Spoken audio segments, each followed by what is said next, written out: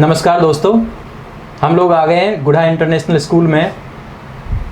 इस समय हम लोग senior coordinator Indra Singh Shekhawat sir के केबिन में हैं और इंद्र सिंह शेखावत सर का केमिस्ट्री की दुनिया में बड़ा नाम रहा है। हम लोग मुखातिब होते हैं शेखावत सर से। Good morning sir. Good morning sir. सबसे पहले तो आपको बहुत बहुत धन्यवाद। जी सर। देखिए, केमिस्ट्री में इतना नाम आपका सुना और स्पेशली इंग्लिश मीडियम में बहुत नाम रहा है केमिस्ट्री में आपका, तो आपकी जो टीचिंग है वो काफ़ी पसंद की गई है स्टूडेंट्स में। तो मैं जानना चाहता हूँ कि ये आपका इसके पीछे क्या हिस्ट्री रही है आपकी टीचिंग के पीछे? देखिए सर, सबसे पहले मैंने सिक्कर की एक नामी संस्था के अंदर 2 साल तक काम किया। उससे पहले मेरी स्टडी चल रही थी जिसमें मैंने एमएससी बीएड के साथ नेट भी क्लियर कर ली थी। जी, और बड़ा अचीवमेंट होता है। जी सर जी। उसके बाद में मैंने सिक्कर के इंस्टीट्यूट ज्वाइन करी, वहाँ पे मैंने अपनी सेवा दी। लेकिन वहाँ पे मैंने एक चीज़ नोटिस करी कि ज़्यादातर हमारे क्षेत्र के जो बच्चे हैं वो सिक्कर की बहुत सारी कोचिंग्स वगैरह में चले जाते हैं। हाँ, ये चलता है। तो मैंने डिसाइड किया कि क्यों ना उन बच्चों को किसी तरीके से हमारे एरिया में ही रोका जाए। तो फिर मुझे इस संस्था के बारे में पता लगा कि एक नामी ग्रामी संस्था गुढ़ा के अंदर बहुत अच्छा काम कर रही है मिस्टर संपत बेनीवाल सर के नेतृत्व में। तो मैंने यहाँ से जुड़ने का फिर डिसाइड किया। अच्छा।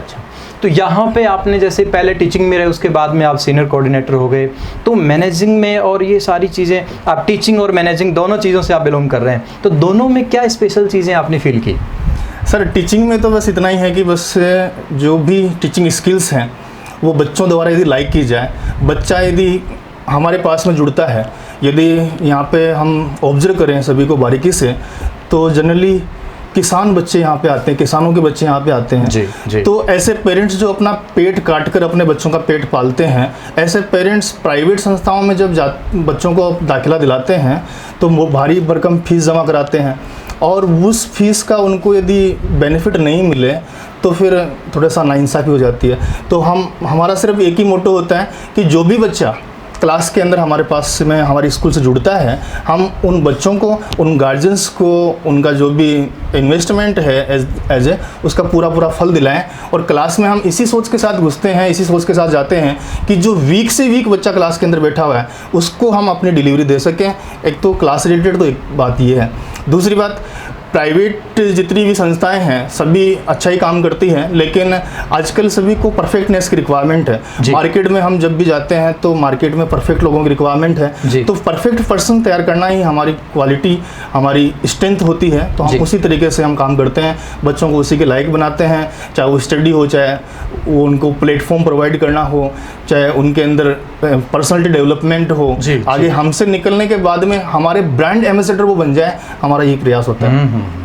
तो मैनेजिंग में स्पेशली चीज़ें और ख़ासकर जो जीआईएस के नाम, जो रिजल्ट्स का जो इतना बड़ा अचीवमेंट रहा है, इस पे आप क्या कहना चाहेंगे? सर, रिजल्ट्स की बात जहाँ तक है, रिजल्ट्स के अंदर हमने सिर्फ एक ही मोटो लिया है कि हमने नो फेल जोन बनाया कि हम जितने भी हमारे बच्चे हैं, क्योंकि जनरली जो स्कूल्स हैं उनमें कहीं कहीं हमने ऐसा भी ऑब्जर्व किया है कि जो नॉन बोर्ड क्लासेज होती है उनके अंदर बच्चों को ग्रेस मार्क्स देके पास कर दिया जाता है। लेकिन हमने यहाँ तक कि 11th में और 9th में कंपार्टमेंट एग्जाम्स दी है। बाकी आपको हमारे इस क्षेत्र में, पूरे शेखावट रीजन में कहीं ऐसा नहीं मिलेगा कि 9th में बच्चे की सप्लीमेंट्री आ रही है, 11th में बच्चों की सप्लीमेंट्री आ रही है। लेकिन हमने पेरेंट्स को और उनके बच्चों का आईना दिखाया। बच्चे जैसा करते हैं, बच्चे के यदि 5 मार्क्स आ रहे तो हम सिर्फ 5 मार्क्स ही दिखाते हैं ताकि बच्चे भी समझ आए, उनके गार्जियंस भी समझ आए। तो सबसे पहले तो ये नॉन बोर्ड क्लासेस की बात। दूसरी बात, बोर्ड क्लासेस में हमने नो फेल जोन यहाँ पे बनाया कि हमारा जीआईएस का बच्चा पूरे शेखावटी रीजन में मान लो, चाहे पूरे बोर्ड में, अजमेर बोर्ड में मान लीजिए, हमारा जीआईएस का बच्चा कभी फेल नहीं हो सकता किसी भी तरीके से। तो दूसरी बात, हमने रिजल्ट इतने शानदार दिए हैं बोर्ड क्लासेज में। जी, क्योंकि जनरली जब आप रिजल्ट्स को ऑब्जर्व करते हैं, जैसे मैंने बहुत सारी कोचिंग्स के अंदर रिजल्ट को ऑब्जर्व किया, वहाँ पे 5-5 हज़ार की स्ट्रेंथ होती है। 5-5 हज़ार की स्ट्रेंथ वाली कोचिंग्स में भी जब रिजल्ट आता है, तो रिजल्ट जिस दिन आता है तो वहाँ पे 5 बच्चे सिलेक्ट होके आते हैं, 10 बच्चे सिलेक्ट हो रहे हैं, 50 बच्चे सिलेक्ट हो रहे हैं। कोई उनसे ये नहीं पूछ रहा है कि भाई जो 4,950 बच्चे हैं उनका जो भविष्य बर्बाद हुआ है उसके बारे में वो कहाँ गए, वो जो पेरेंट्स हैं उससे पीड़ित हुए हैं उस रिजल्ट से, उनका क्या हुआ, ये कोई नहीं पूछ रहा। तो हमारी सबसे बड़ी खास बात जीआईएस की जो आपको देखने को मिलेगी वो है कि हमारे पास ना कोई बच्चा फेल हो रहा है, ना हमारे पास किसी बच्चे के सप्लीमेंट्री है, ना कोई बच्चा, इवन यहाँ तक कि 59% वाला बच्चा भी हमारे पास आपको देखने को नहीं मिलेगा। सभी बच्चों के फर्स्ट डिवीज़न आती है, चाहे वो बच्चा सीबीएसई बोर्ड का हो चाहे आरबीसी बोर्ड का हो। ये तो हमने देखा है कि सीबीएसई का इतना स्टैंडर्ड स्कूल और इस जोन में वाकई में रिजल्ट्स में भी बहुत करामात दिखाई है। तो इस रिजल्ट्स, इतने अच्छे रिजल्ट्स के पीछे और जैसे आप कहेंगे कि यहाँ की एक्टिविटीज़ हैं या फिर टीचिंग वगैरह है या फिर यहाँ का मैनेजमेंट है, इन सब के बारे में और क्या कहेंगे? जी सर, रिजल्ट्स के बारे में देख लीजिए या स्टडी के बारे में देख लीजिए, सबसे पहली बात तो मैनेजमेंट का कोऑपरेटिव होना बहुत ज़रूरी है। और हमारा जो जीआईएस का मैनेजमेंट है वो बहुत ही शानदार मैनेजमेंट है। और जितनी भी बात हम मैनेजमेंट को अवगत कराते हैं कि हमें रिजल्ट देना है और रिजल्ट देने के लिए हमें ये चाहिए, तो हमारा मैनेजमेंट हमें वो चीज़ें प्रोवाइड करवाते हैं। सबसे पहली मेन इंपॉर्टेंट बात। दूसरी बात, रिजल्ट आना, बच्चे को कोई चीज़ समझ में आ रही है नहीं आ रही है, बच्चा उसको लिख पा रहा है कि नहीं लिख पा रहा है, उसमें कई चीज़ें डिपेंड करती है। हो सकता है बच्चे के क्लास में उस टाइम माइंड नहीं था, बच्चा उस चीज़ को समझ नहीं पा रहा है, तो हम क्या करते हैं, पहली बात तो जो टॉपिक्स की डिलीवरी है उन टॉपिक्स की डिलीवरी को डिफरेंट मेथड से बच्चे तक पहुंचाने की कोशिश करते हैं। ये बात, जो बच्चा साइंस पढ़ेगा, साइंस बिना प्रैक्टिकल अप्रोच के बच्चा नहीं पढ़ सकता है। साइंस को रटने की चीज़ नहीं है। रियली आर्ट्स में और कॉमर्स में भी हम उन्हीं प्रैक्टिकल बेस्ड लर्निंग को हम लागू करने की कोशिश करते हैं।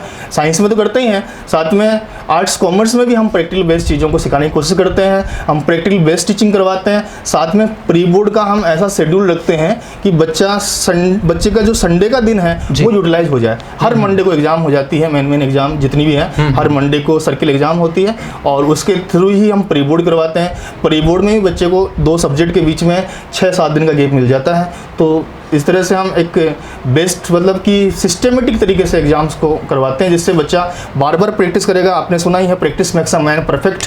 तो प्रैक्टिस कर करके बच्चा इतना शानदार तरीके से उसको बोर्ड एग्जाम में उतार पाता है। क्योंकि पूरे साल बच्चे ने क्या पढ़ा है क्या नहीं पढ़ा ये मेन चीज़ नहीं होती, जो 3 घंटे का उसका एग्ज़ाम चल रहा है उस एग्ज़ाम में बच्चा कितना इफेक्टिव ढंग से वो अपने आप को रिप्रेजेंट कर पाता है, ये मेन चीज़ होती है। तो उस बच्चे को हम यहाँ से परफेक्ट बना के भेजते हैं। रियली टीचिंग तो आपका बेस्ट इन क्लास है, इसमें तो कोई शक नहीं है। और हमने जैसे लग रहा है कि भी जैसे ऑनलाइन क्लासेस में भी आपका काफ़ी एडवांस सिस्टम है, इसमें आप क्या कहेंगे?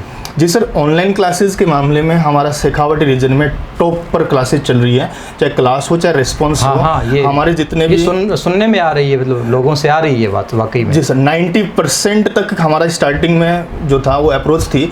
100 बच्चों में से 90 बच्चे हमें होमवर्क भी सबमिट करवा रहे थे, हमें अपने कंटेंट जो भी डाउट्स भी पूछ रहे थे। हमने सबसे पहले जो इस क्षेत्र में, शेखावटी क्षेत्र में व्हाट्सएप ऑनलाइन क्लासेज के जरिए क्लासेस स्टार्ट करी। उसके बाद में जो चेयरमैन सर हैं मिस्टर संपत बेनीवाल सर, उन्होंने स्कूल लोग ऐप जो है उसके थ्रू हमें, हाँ वो तो और भी एडवांस है। हाँ वो बहुत ज़्यादा एडवांस, ये ऐप तो और भी एडवांस है। हाँ, तो उसमें हमने क्या किया कि उसमें जो भी बच्चा है, बच्चे को इतनी छूट है कि बच्चा जो डाउट पूछता है तो डाउट टेक्स्ट के जरिए फिर ऑडियो के जरिए पूछ के भी, मतलब जैसे ऑडियो है वो भी अपना डाल सकता है, अपना टेक्स्ट भी डाल सकता है, इमेज भी कैप्चर करके भेज सकता है। किसी भी तरीके से बच्चों को फुल छूट दी गई है। टोटल अप्रोच है इसमें, टोटल अप्रोच है। दूसरी बात, बेस्ट क्वालिटी वीडियो लेक्चर्स हम यहाँ पे प्रोवाइड कर रहे हैं सभी बच्चों को। सारे लेक्चर जो है उनकी क्वालिटी शानदार, वॉइस रिकॉर्डिंग शानदार, वीडियो क्वालिटी जाती है बच्चे के पास में। तो बच्चों को ऐसा फील होता है कि जैसे हम क्लास के अंदर पढ़ रहे हैं। जनरली कुछ बच्चों से, कुछ गार्जियन से मेरा डिस्कशन हुआ तो यहाँ तक मेरे को सुनने को मिला है कि जो ऑफलाइन क्लासेज हैं उससे भी ज़्यादा बेनिफिट ऑनलाइन में हो रहा है। ये बात। और क्यों हो रहा है इसका भी एक रीज़न, एक बच्चे से मेरी बात हुई तो उस बच्चे ने मेरे को बताया कि सर ऑफलाइन से ज़्यादा ऑनलाइन मुझे ज़्यादा बेनिफिशियल इसलिए लग रहा है कि 60 मिनट का एक लेक्चर जी जब टीचर पढ़ाता है और बच्चा टीचर के पास पहुंचता है कि सर मेरे को ये मेथड समझ में नहीं आया, मेरे को दोबारा समझाओ, तो 60 मिनट के लेक्चर को ऑफलाइन में 10 या 15 मिनट में समझाया जाता है। लेकिन ऑनलाइन तो पूरा का पूरा एकदम रिकॉर्ड है।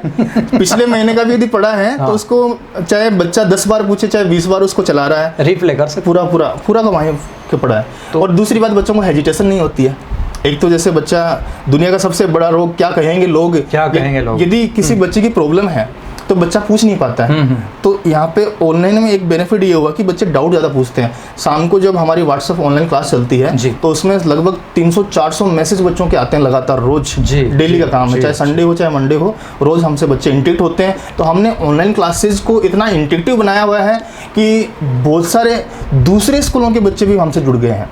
यहाँ तक कि हमारे पास में जो 2000 बच्चे थे पहले, अभी हमारे पास में लगभग 1000 के लगभग नए बच्चे हमसे जुड़े हैं और ऑनलाइन क्लासेस का बेनिफिट ले रहे हैं। इसका मतलब अपना परफॉर्मेंस बहुत अच्छा जा रहा है। बिल्कुल सर। इसके लिए आपको बहुत मेहनत करनी पड़ी, इतने अच्छी वीडियो क्वालिटी की जो वीडियो बना रहे हैं, तो इसके लिए बहुत मेहनत करनी पड़ रही होगी आपको। उसमें काफी टेक्निकल सिस्टम वगैरह को अपडेट करने के लिए और कुछ उसमें एडवांटेज देने के लिए। बिल्कुल तो सर। मेरे ख्याल से इसमें तो पूरी टीम लगी रहती होगी। सर पूरी टीम का अपना पूरा रोल है, हर तरह से कैमरामैन हमारे आने से पहले ही कैमरामैन तैयार रहता जी। है रिकॉर्डिंग में, जी। उसके बाद में वीडियो कंप्रेस होते हैं, कंप्रेस होकर अपलोड होते जी। हैं। हम ये भी नहीं चाहते, क्योंकि बहुत सारे गार्जियंस यहाँ पे जो लोकेलिटी है वहाँ पे ऐसा होता है कि गार्जियंस जो रिचार्ज कराते हैं महीने का, तो 2 GB का 3 GB का ऐसा करवाते हैं, तो हम अच्छा। उनकी भी आवश्यकताओं का ध्यान रखते हैं कि जी। उन पे भी ज़्यादा लोड नहीं आए, तो इसलिए हम वीडियो कंप्रेस करके भेजते हैं। 1 GB का वीडियो हम 100 MB में भेज देते हैं, तो गार्जियंस का ये खर्चा भी बच रहा है, रिचार्ज का भी, कि वो 1 GB में लगभग 10 वीडियो एक दिन में देख सकते हैं आराम से। तो हर तरह से हम उसको ईजी वे में बनाने की कोशिश कर रहे हैं।